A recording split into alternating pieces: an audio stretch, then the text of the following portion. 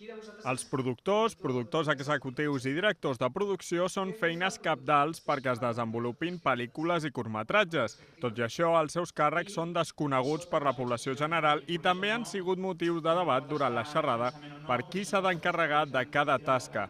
Entre les seves funcions estarien recaptar finançament, contractar el director i els guionistes o que es compleixi la legalitat durant tot el projecte. És qui comença el projecte i després qui el finalitza. Comencen a la fase de guió i acaben en la distribució d'una pel·lícula. Per tant, sense productor, diguéssim, no hi hauria pel·lícula. És una feina absolutament oculta que no es publicita, és a dir, així com tothom coneix el director i coneix els actors, si preguntes qui és el productor d'una pel·lícula, no es coneix, no? Però quina diferència hi ha entre tots tres càrrecs?